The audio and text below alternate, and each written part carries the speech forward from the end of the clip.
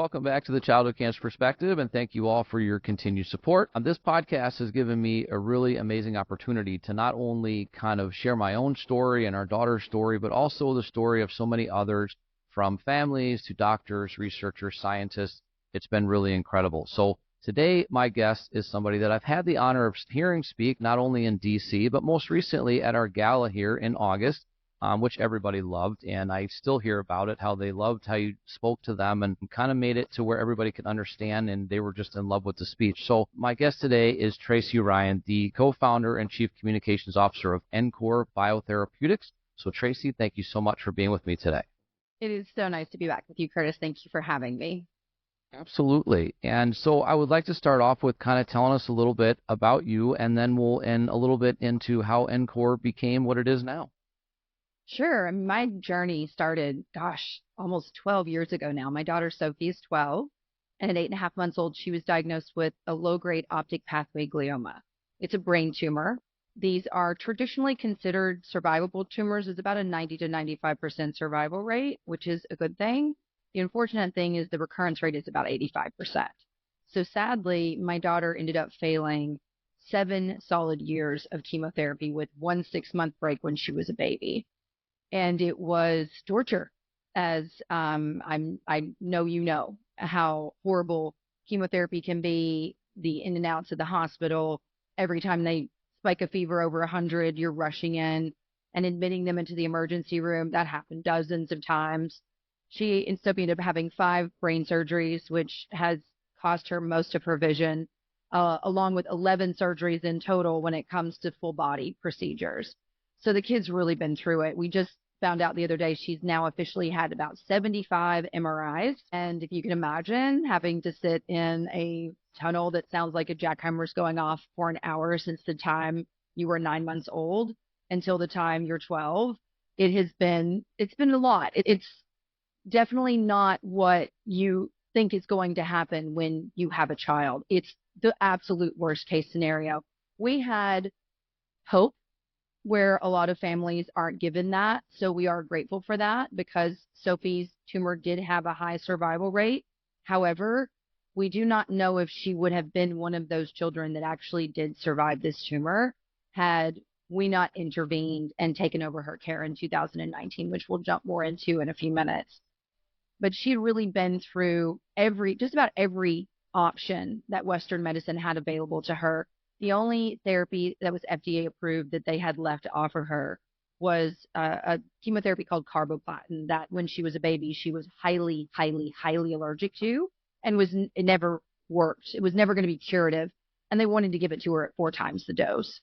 So it was going to absolutely destroy her life even worse than it had already been destroyed had we had to move her to that protocol. Thankfully, we did not. In between that time, and not long after Sophie was diagnosed, my journey really took a hard turn. And that's when we met the film star and former talk show host, Ricky Lake, who at the time was looking at medical cannabis as an option for children with cancer. She had been introduced to a little girl that was a big fan of hers when she was on Dancing with the Stars, and she brought her onto her show, and she just fell in love with this child. And this child also had an optic pathway glioma brain tumor, which oddly enough is one of the rarest tumors in all of pediatric brain cancers, especially to be diagnosed as a baby. And she wanted to help this little girl. So her and her previous husband, Christian, had gone on this crazy search around the world to find options for this child. And they had landed on medical cannabis. And they started doing an enormous amount of research, which led them to begin filming a documentary that was on Netflix for 5 years. It's now on Gaia, Apple TV, and Prime. And it's called Weed the People. And they opened up all this research that they had done to these other families that they had met, ours included. And they brought us all of this data and said, we'd like to know if you'd like to take a look at this. Are you interested in trying this plant on your child? And I knew a lot about cannabis recreationally because I was a college student that loved to have fun. I used to be a rave DJ. I've smoked a joint in my day. And I never really saw it as a hard drug of any kind. It was something that made me very creative. It made me peaceful. It made me happy. It made me nice. I mean, I'm a nice person, but like I was just really nice when I had a little bit of cannabis. It just makes you a very sweet person for the vast majority of the time. It's not like alcohol where people can become, raging just a-holes, for lack of a better word, if they drink too much. It just wasn't the case with cannabis and how I experienced it. So I wasn't terrified when I first heard about this, but the thought of giving a 9-month-old baby, at the time I called it weed because that's what we all called it back then, and we now call it cannabis. But I wanted to look at the research, and when I did, I was very impressed with the science that had been done on this plant. And so at 9 months old, Sophie became a part of this documentary that followed our family for 6 years.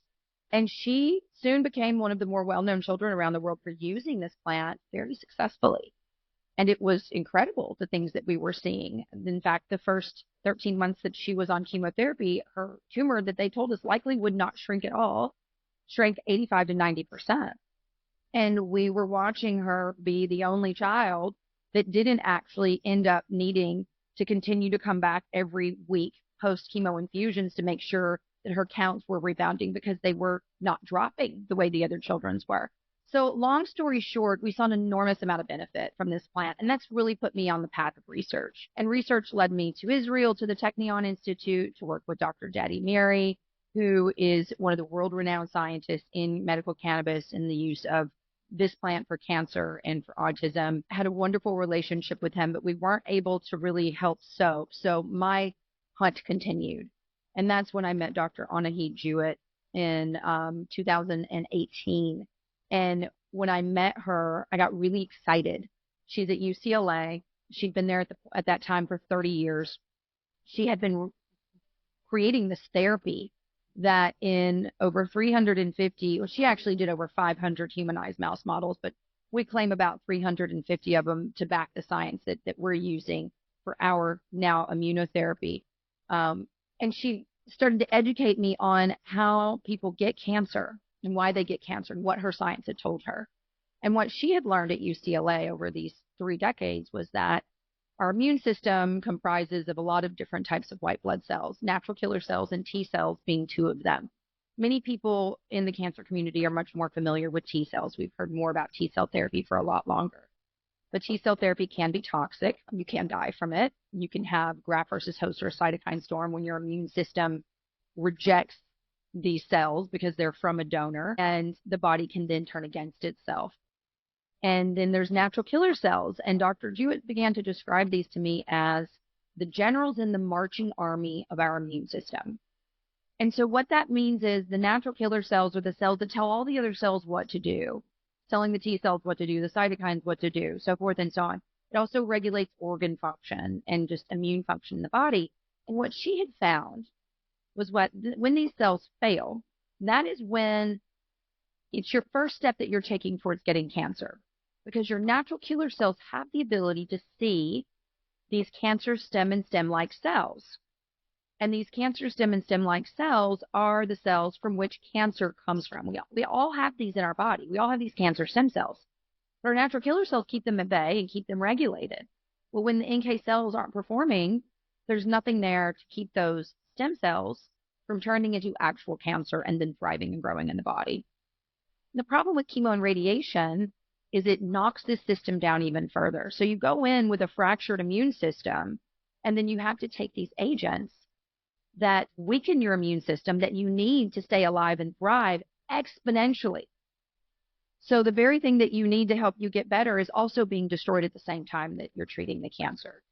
And I'm sure that you've heard this. I've heard this for years with chemotherapy. It's kill the cancer before you kill the patient, essentially.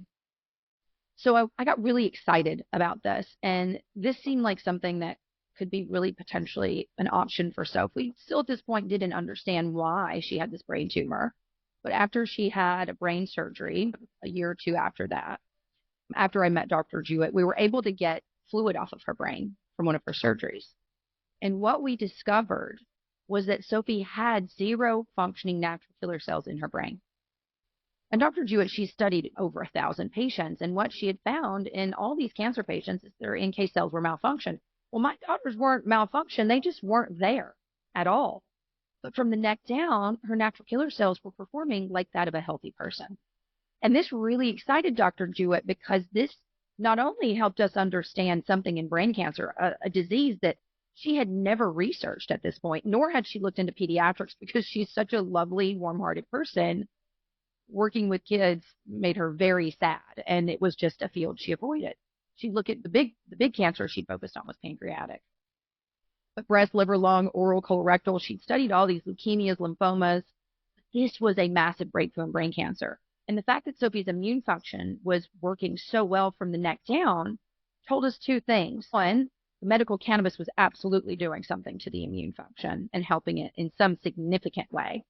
And B, we believe Sophie had a blood-brain barrier malfunction that was keeping these natural killer cells that were performing so beautifully in the rest of her body, which explained her immune function and her ability to heal so quickly and why she wasn't having crazy bruising and swelling when she was coming out of these brain surgeries like other children did and the things that we witnessed.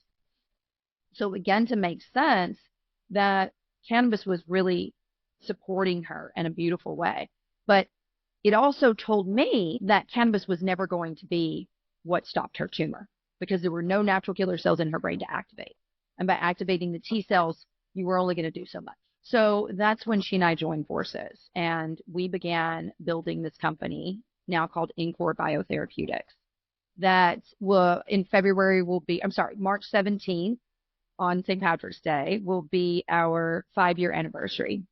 And we have been not only continuing to research cannabis, but our focus has shifted. My focus, I should say, has shifted. Hers was always natural killer cells, but my focus has shifted to natural killer cell therapy. And so now we have manufactured these cells.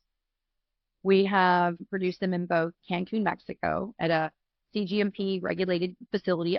It's regulated by Mexican standards, although they do follow FDA standards here in the United States when it comes to manufacturing these cells. They're not regulated by the United States FDA, but they do follow their guidelines, giving us safety and security that if we manufacture there, we're going to be doing it the same standard. We're going to be doing it here in the United States. That's my point in saying that. And we have also been successful manufacturing them here in the U.S. And because Mexican law is different from our laws here, we are more easily able to treat patients in Cancun. Cell therapy is looked at very differently there. And so we have an incredible clinic that we've been working with that has now treated 4 patients. And my daughter Sophie was the first child and the second patient to receive this treatment. She's now received 2 therapies, 2 infusions. She received one in December of 2023 and one in July of 2024. And we had a scan on December 31st of 2024, December 30th, right before New Year's. And what we're seeing is very exciting. Not only did we see what's called pseudoprogression in her disease, which pseudoprogression is fake progression. Pseudoprogression is where the immune cells go into the disease and cause it to swell. We've now started to see the tumor begin to crumble. And I use the word crumble because that is what the neuro-oncologist that has reviewed these scans for us has told us. He's a legend in the field of neuro-oncology. And he said it appears as if the tumor is crumbling. And when you look at the comparisons to her previous scans and to what her scans look like now, it's a significant change. And the beauty of this, Curtis, is she's had 0 negative side effects. 0. And we spread these infusions 7 months apart because we wanted to see how long the cells were actually going to last for. Were they going to show what we call in the field persistence? Was there longevity to this therapy? If we give an infusion, is it going to work for 30 days, or are we going to continue to see benefits for 7-8 months out? And 7 months later, we were still seeing a benefit, and we decided to stop, monitoring there and do another infusion so that we could see a reduction of the disease more expeditiously. We also treated an adult leukemia patient. We've given a woman with glioblastoma her second infusion. She's now alive. I think it's roughly 6 months past her end-of-life diagnosis date, and she's feeling incredible. So we're hoping to see some promise in her upcoming scans. But our first leukemia patient, on day 58, 75% of his disease was already gone. And Mayo Clinic was unable to get his disease state lowered at all. In all the treatment they'd been giving him, he was stuck at 20% cancer in his bone marrow and in his blood. And now he's at 1% cancer in his body after only 2 infusions. Again, no negative side effects. And in fact, when he showed up for treatment, he felt terrible. And within 24 hours, his whole world started to change. So as you can imagine, where we are now is very exciting, but it's also frustrating because we are still limited to treating patients in Cancun where it is out of pocket. Insurance does not cover it. The therapy is not cheap. And we are in a situation now where we're working hard to file for FDA approval here in the United States, but that's a process. So we're hoping to have our pre-application submitted to the FDA here in the coming months. And we're hoping for an approval sometimes later this year, could be at the beginning of next year. And when that happens, we'll be able to treat compassionate use cases in the United States for anyone who's terminal or incurable, while we do the larger scale human trials where we focus on one or two disease types. So I know that's a lot, but that's where I've been and where I'm at now and where we hope to go. Sure. No, I think that's, I've got a lot actually that I wanted to kind of follow up on. But so when you talk about like getting FDA approval and then coming to the States and doing compassionate use or compassionate cases, is that something here that insurance would cover? Would that be out of pocket in the States, even with FDA approval? Not under compassionate use. That would still be out of pocket. But one of the things that I am hoping to do is use my Saving Sophie charity, it's a 501c3, to raise funds for patients with a focus on pediatrics.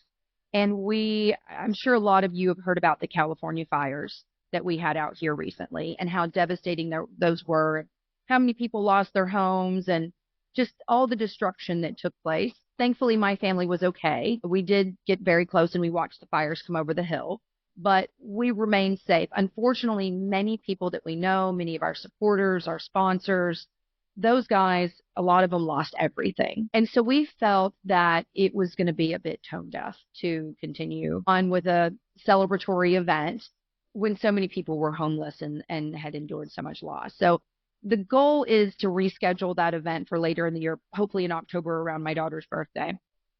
And we would then use those funds to help write grants to children. And for anyone that's listening that would like to start supporting us now, the website is just savingsophie.org, SOPHIE. Yeah, perfect. I think if you're going to get involved with an organization, this is definitely one that I would absolutely urge anybody to do so. I know there's, and every year that we're in CureFest in DC or at our events or things like that, it's always bittersweet for us to hear the amazing progress that you guys have. It's unbelievable. And to be honest with you, I've never physically spoken to her, but if you ever see Sophie in person, she just lights up an entire room and takes over.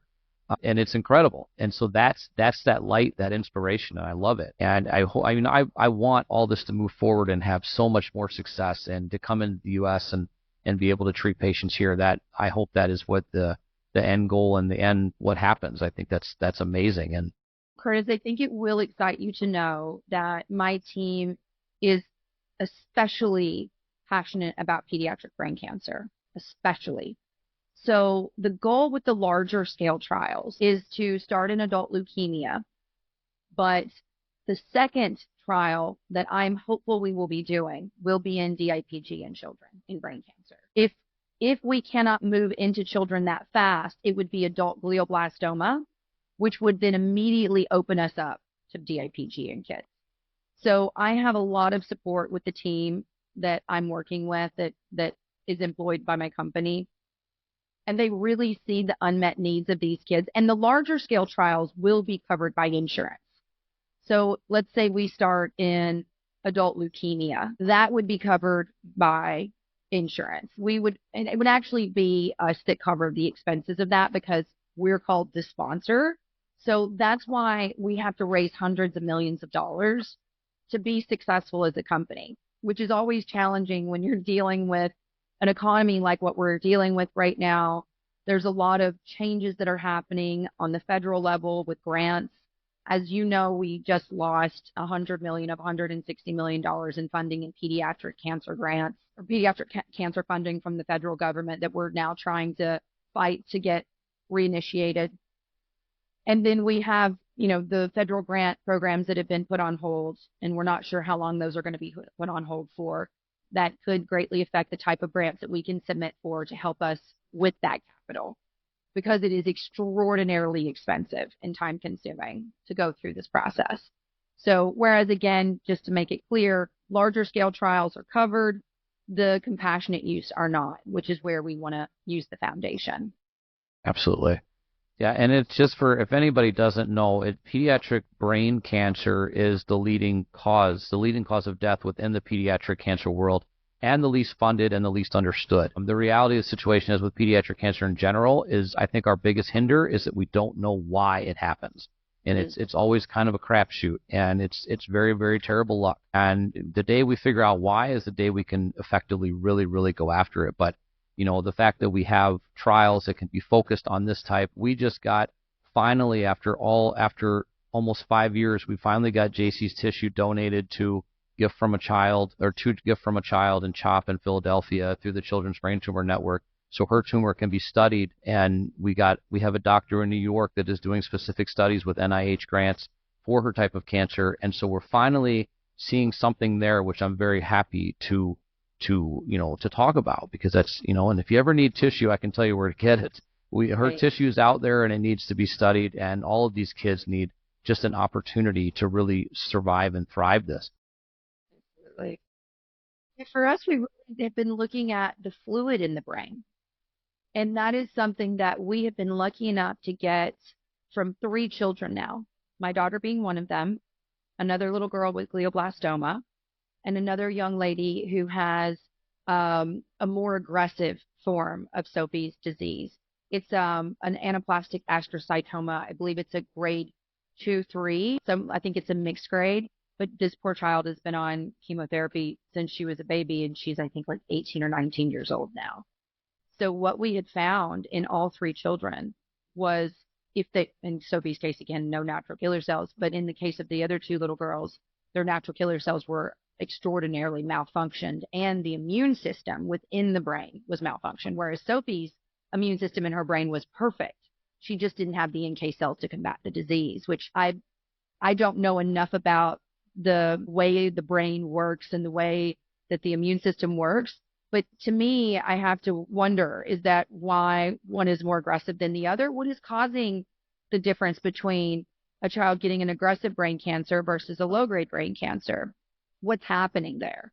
And I believe that studying the tissue and the fluid that the brain sits in, which is the protective environment for the brain, those things I think are going to lead us to a lot of answers that I know we've both been looking for so long. And above all, for me, in a lot of these situations, it's truly quality of life as well.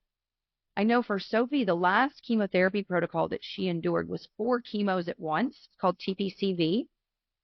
And my poor child was unable to go to school for an entire year. She was unable to walk for 6 weeks because just the chemo.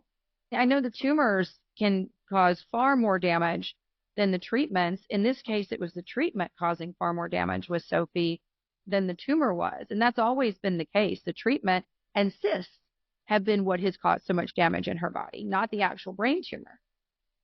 But she couldn't walk. She was having 10 seizures a day. She got C. diff, which is a horrible, horrible gut infection that sometimes is very hard to get rid of and sometimes comes back forever, like off and on. Thankfully, it hasn't been the case with her. But to have a treatment that isn't making our patients feel bad and that is helping to repair what we believe is why they got sick in the first place, and we're not targeting the cancer with toxicity, we're actually trying to fix the actual problem and not just slap a Band-Aid on it. Because with pediatric cancer, a child with leukemia can go through 3.5 years of treatment. And as you know, they can then recur and then have to go through another 3.5 years of treatment. And it's just not, if they survive it, what it does to them long term in itself can be devastating. My child's entire left side of her body is broken. She is legally blind. She has brain damage in the area that computes math. We just got a report card in Curtis, I swear it makes me want to cry just thinking about this report card, because my kid has struggled so much in school because she's had to miss so much and she's had so many surgeries and she's got this damage that's in her brain. She got all A's, 1 B, and an F in math, but she has brain damage. But to think that prior to this, all of her report cards have been D's and C's and F's, and now like she's getting it and she's starting to do well. just getting an A for a parent like me on a report card. Literally, we're taking her out to dinner tonight and buying her a birthday brownie, even though it's not her birthday, and a virgin pina colada, which is always a big treat for her. We're celebrating this. Parents don't understand, families don't understand, people don't understand how hard this life is. And my life has been cake compared to what you had to go through. This has been a cakewalk, and it has been devastating in the same breath. But compared to what your family has had to endure, we're a success story. Sophie's been deemed a survivor, but so many other people don't have the ability to say that. And our government funding is getting cut. We now have 8% of all government funding issued to kids anyway, which is a slap in the face, that 92% goes to adults. It was 3.8% for how many years? Nobody is helping our children. Nobody is figuring this out. And if I can play some small role in changing that and in helping these babies, I mean, I've already reached my lifelong goal of helping my daughter. I don't want to stop there. There's too many people suffering. And if we can do it in a way that doesn't make their lives worse, then what a blessing will that be? And I'm not saying this is a one size fits all. We may need some low dose chemotherapy. We may need some low dose radiation. But the quotations I'm going to throw up here is low dose. We don't believe patients are going to have to be hit with 13 months of toxicity and poison to their brain or to their bodies. We don't believe that's going to be the future of medicine. So just to have some sort of optimism when there's been none for so long, that in itself gets me up every day and gets me out of bed and gets me straight to work. Yeah. I think we're singing the same song, to be honest with you, because I know for the longest time with us trying to figure out ways to get bills passed or ways to get things done here in Wisconsin, and we've got something else that we're brewing on right now, trying to get it to go together, and I hope that we can make something happen. And my wife has always asked me the question, if you get to this goal, do you feel like you've done enough? And the short answer is no. The short answer is, if I get to this goal, it means that I got to this goal, and it means I can get higher. And I actually love hearing no from senators, from congressmen and women. I love it because it means that I'm going to work that much harder and get that much louder. And I think it's an incredible push. And so I love knowing that we have, again, in the grand scheme of things, a very small portion, a part of all of this. But if it makes a difference, if it helps one family, if you see success on the face of one child or one adult through everything that you're doing right now, that's massive. And you have to take every single victory, no matter what it is, and you have to run with it. And I had this conversation with a mom not too long ago where it was, when do you get excited when something goes well? And it's every time something goes well, no matter how big or small, whether it's, it's a D instead of an F on a report card, or whether it's, I was spoken to another warrior and she decided, I'm not getting an NG tube because I'm going to eat right before they come in to put it in and prove I don't need it. Like, that's massive. You know what I mean? That's huge. Wow. And all these victories, they mean so much. And to us, they mean the world. To the outsiders who have not taken on this cause yet, we may be looked at as crazy and average and whatever. Well, I've been called average a lot lately, which is a whole nother situation. But the reality of it is, there's so much behind why we're doing this, right? For us, for our family, we couldn't save JC. We could not give her the life that she deserved to have. But we damn sure gave her everything we could in the time she had with us. And now our fight is to make sure that there aren't any other families that continue to feel the way that we do and had to go through what we did. And so when we see success through Nkore, through Onco Heroes, through other companies that are pushing through to make things different for our kids and give them a chance or a choice even, I can't think of a better way and a better organizations to support and causes to support. And these kids are so damn important and so incredible. And we are missing, from the highest levels of government, from the highest levels of people, we are missing the genuine and true hearts of these kids in them. That's what this world is missing right now. Yeah, I agree completely, Curtis. You gave me chills a couple of times there. And one of the things that I in this journey, I've had to develop a lot of tools, survival tools, which I'm sure you have had to do as well. And we all have the tools that we use to get us through the day. And one of the tools that I have used is the saying that everything happens just the way that it was supposed to, simply because it did. And when you can settle into that and you can accept that the horrible things in life happen to you because it was meant to put you on that path to be who you were born to be, then you can start to swallow that hard pill a little easier. That's been my experience. Everyone's experience is different. But my point in saying that is I believe that our children, JC for you and Sophie for me, came into this world. And whether we sign up for these things before we get here or not, I believe that we do. I believe we accept a path before we come here. It's just a belief that I have because our journey has been so incredibly what I feel is guided. I'm a very spiritual person. I believe that there is more. I believe that there are people or past loved ones or God, spirit, however you relate, that gives us clues, signs, whispers, knowings that we're on the right track. And for me, I have endured an enormous amount of loss just as a young child, a lot of death, back to back to back to back to back. And then my kid gets sick. And then I spend 12 years immersed in the world of pediatric cancer. And I get close to these families. I get close to them. And I've watched more children pass than anyone should ever have to. And every time a child gains their wings, I pray to them, please be the army behind me that helps me move this forward. Please join the team that is laying those little clues for me along the way and showing me the little pebbles to follow and giving me those little knowings, those tingles that I feel, putting the right people in my path. Join the army that's up there helping me. Because I believe that this is why I was given breath. I believe that my daughter was given to me because this was a task and a burden, because pediatric cancer is a burden on everyone, the patient, the parents, the community, anyone who loves that child. And I mean burden in a way that not like the kid is a burden. My God, this child has been the most beautiful gift to me that I would go through this 100 times just to keep her as mine. But just the pain and suffering that we all have to endure, the loss of not just their childhood, the financial strains, the emotional strains, the strains on a marriage.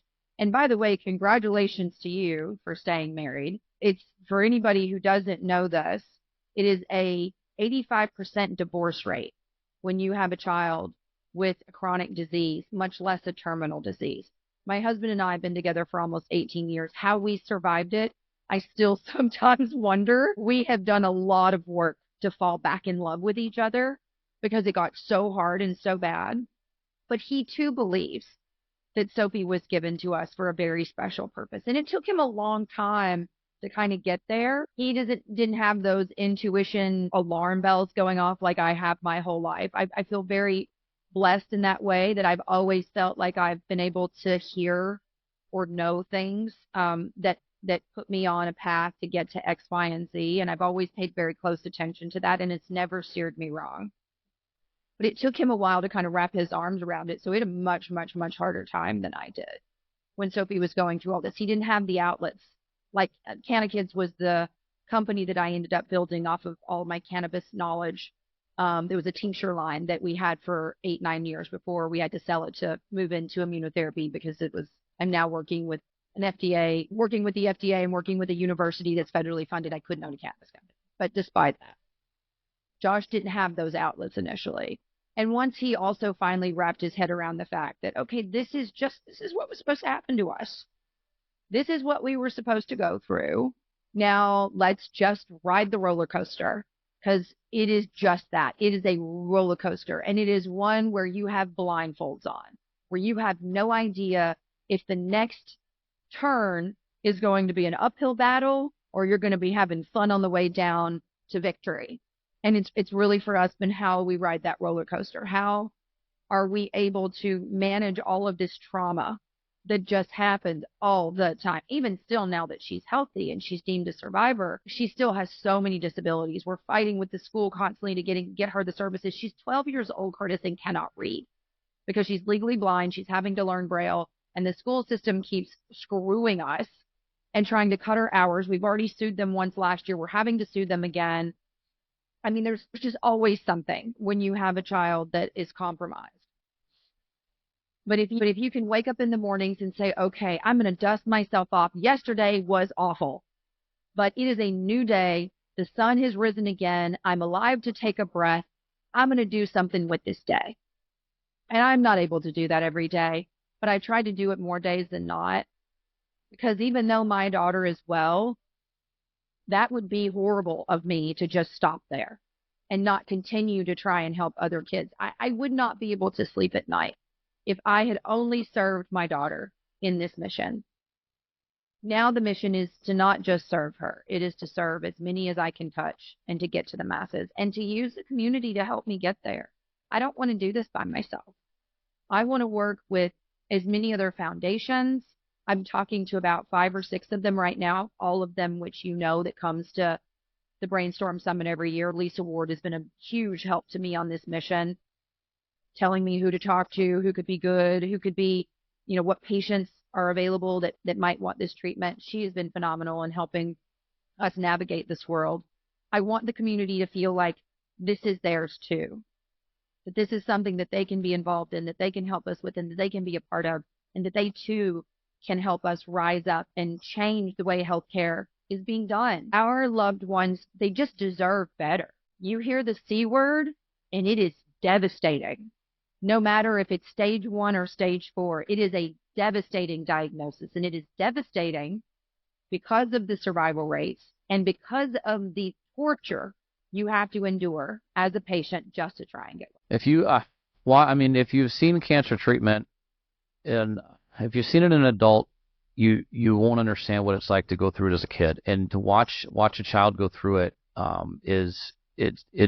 you've never been more helpless as a parent or felt more helpless than to watch your child go through these treatments. And to kind of go back a little bit, I've always said, and I will continue to say, my children, I have 3 girls, my children are my greatest achievement. I will never achieve anything greater than my girls. No, sir. I have one in college, one that'll be in college next year, at the end of next year. And of course we have JC, who is the absolute inspiration to everything that we do. And, I say now that, when she passed in 2021, so we're coming up on the 4th year.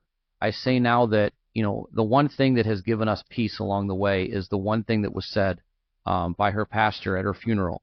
And it was that when JC got to heaven, she said, but I only had 8 years. And God said, but look what you did with those 8 years.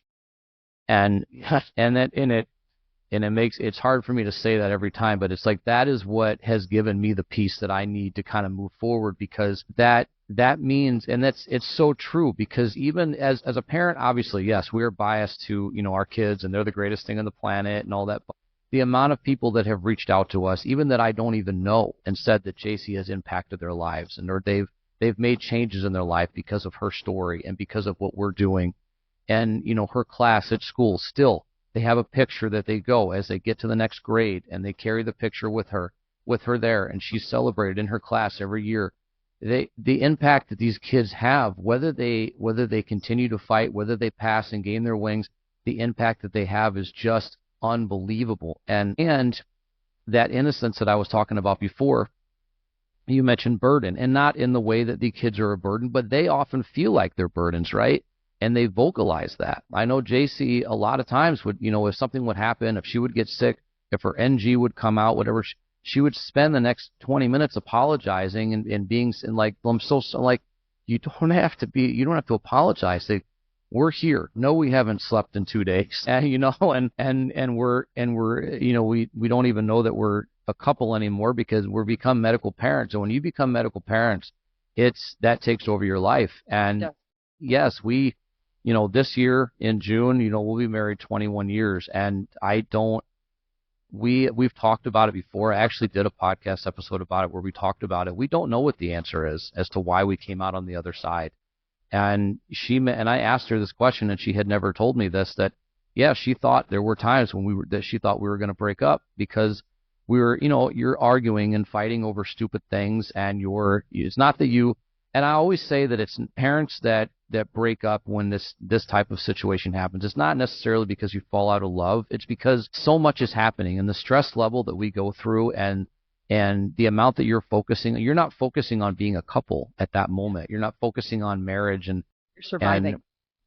And I remember, having her home, and we had a friend, thankfully, that is a nurse practitioner that came over one night and said, "You're going out of this house." And she sat with JC for an hour. We went to a hardware store and walked around. Like you know what I mean? It was like, and that was it. And the whole time we're just worried about getting back home to her. Like that was it, and that's what people don't realize. They look in that, and I always call it the 80-20 rule, and you never want to be on the side of the 80. You want to be, how many couples do we know that are not together anymore or couldn't survive it? And it is an extremely hard life, but these, what we do for these kids, it's unbelievable. And I would do it 100 times over. I hated being separated because, she was diagnosed in 2020, COVID, and so at that point, there was only one of us in the hospital. I hated it, and I know she did too. But her sisters, I think, got her through a lot of that. She would call them on FaceTime during the day, and I say often she would just sit there with the phone on, and they wouldn't even talk. She just wanted to be with her sisters and be home, and we made the best of it, being in a hospital and for I think 52 days for her stem cell transplant. And there's a lot going on in all of this, but all the way back in the beginning, I didn't find out until after her stem cell transplant that the blood-brain barrier was even a thing. I didn't even know that it was a thing. And we are, again, kind of going back, that we were shooting her and filling her body full of chemo, and it's not going to the area where the cancer originated and where it was the tumor never came back. The radiation and the resection took care of that. But at some point, nothing is stopping stuff from happening up here. We're just going and destroying this child's body at 30, 40, 50 pounds. And chemo is a bulldozer, all right? There's no rhyme or reason. It just kills everything. Like, that's the whole purpose of this. And it doesn't know what not to look for. It just says, okay, there's something that looks like cancer. It's got to go. Let's hit it. Well, the brainstem is literally one of the most protected parts of the entire body. So it is the most protected part, right? The brainstem. And for a lot of people that's listening, they don't know what your daughter had. It's almost impenetrable because of where it's at, in the brainstem it's the center of everything. It's the central operating system. And so it's so protected. So just to penetrate not just the blood-brain barrier, but then the barrier around the brainstem, the levels of toxicity they give these children is astronomical. Yeah. And you had also mentioned too that, side effects or the treatments, the treatments themselves can be worse and often are worse than what the cancer actually will do to you. And it's to see the way it can change just your physical appearance and change your body and change everything down to your taste buds. Okay. How you know what I mean? Like JC all of a sudden wanted only sour stuff, and it was weird. Mm-hmm. And, and it's like just those little things that it changes. And then everybody you look at the one thing that usually you associate with cancer, which is your hair falling out. And it's honestly, to me, when her hair finally started falling out, I was on the floor in a puddle. Like at that point, but she was like, "Oh, it fell out. Whatever. I guess I just won't have to cut it anymore or brush it anymore." Like that's just how these kids, that's how they think. And to us, we're looking at it like this is horrible. But the reality of it is that is probably the least and most acceptable side effect okay, your hair falls out. Whatever, because we love it when the peach fuzz came back and you rub her head and she's like, "Stop it." She didn't want you to. For me, it was the same though, Curtis. Like, it was something about the hair. I was doing really well, figuratively speaking. As well as a brand new mother whose newborn has been diagnosed with brain cancer, who's postpartum and hormonal, it can be doing. when her hair started falling out, it was something about that that just made it so real for me. And I've always been curious if other parents kind of went through that same thing, if it was the hair that like really just sent them over the edge. Because for me, that was what really sent me over the edge. That moment where I'm like, it's, she had this beautiful, just white blonde hair when she was born, because I'm natural blonde, and so was she. But when she came out, it was really light, and I would just play with her little, like, reddish strawberry blonde hair. And I remember the first time a clump came out, and it just put me on the floor. Because in that moment, I'm like, okay, now she's going to not just be a cancer patient, she's also going to look. And the fact that she was younger made it a little better because, kids that young can have less hair and it can be falling out. But as the years went on, we got lucky. Sophie never, like, she was almost completely bald as a baby. She always had a little bit of peach fuzz, but she never was one of those. And I think the cannabis really helped with that a lot. Potentially, she never fully lost her hair again and just went full bald, but it would be very, very thin and straggly. And I remember when she was probably 4, when she started having seizures. They actually removed the part of brain that was damaged in the last really big brain surgery that she had. It was like 2 brain surgeries ago. The last one was more just to remove a cyst. But the last really massive, horrible brain surgery she had, they took that piece of brain out. But I'll never forget being able to see her spine and her bones as a little girl. And she's little, so she doesn't know. Thankfully, she wasn't a high school student that had to worry about, people picking on her or anything to that nature. But I just remember looking at her, and she was so emaciated from all the seizures and the chemotherapy, and we were trying to get the seizures under control, which we did, thankfully. Now they're gone. But I remember during that time, she was just having these regular seizures so much. And they were little seizures. They weren't the big tonic-clonic where she stops and convulses. They call them stop and stare seizures, but seizures nonetheless. And I just remember how the clothes would just hang on her, and how I would look at her and just think to myself, how is it that over the last 40 years, we've had so few drugs come to market, and this has not been as big of a deal to the world as it should be? Why are more people not talking about this? And so, with your podcast and the work we do on Capitol Hill together and the advocacy that's taken place, I feel like the conversation is growing. And I feel like there's more momentum. I feel like there's more people that are now paying attention to pediatrics. Seems like there's more companies getting involved. There's more foundations offering grants, which is our only. With our therapy, it's different because we have one therapy that we believe is going to work for many cancers. Most therapies work for 1 or 2. And when you're dealing with brain, it's kind of all over the board. But these new companies that are coming to market that have promising drugs, a lot of the times they don't. And I don't know if everyone knows this. A lot of the times the reason that they don't study children is because, A, it's hundreds of millions of dollars to bring a drug to market. And B, the population of children is smaller. The age group is 0 to, you age out at 18. So that 0 to 17 age bracket, that's what you count as pediatric cancer. 18 to 100 is adult cancer. I mean, there are adults that are diagnosed with pediatric cancers. That's rare. But the population of children that are affected by DAPG is not big enough for a pharmaceutical company to recoup their costs on. There's just not enough children diagnosed in order for them to ever make their money back at any kind of pace that would satisfy their investors. And sadly, it's what it comes down to is money, and recruitment is often, because it's such a small class of individuals, because the age range is so narrow. It's often recruitment is very hard as well. But I feel like we're changing these things. We don't have that problem with treating children because we can treat all children with the same therapy, all adults with the same therapy. But it's been a hurdle. And to overcome that has been something that just, as anyone who's in the pediatric cancer world knows, there have not been a lot of success stories with drugs that have come to market, especially with brain cancer. There's still nothing that they can point to for DAPG, glioblastoma, recurrent medulloblastoma that's working and working well in a large population or even a small population of children. So I do feel like we're on the precipice, though, with AI how that's going to help us advance science with the loudness that we're all using our voices now. We're all sitting up. I always say, if you want to get something done, give it to the parent of a sick kid. And that's how you get something done. And the advocacy work has been so critical and so important. And thank you for everything that you have done. I've continued to see you year after year fighting. I know that JC is so proud of you and what your family has done and how you've kept her story alive.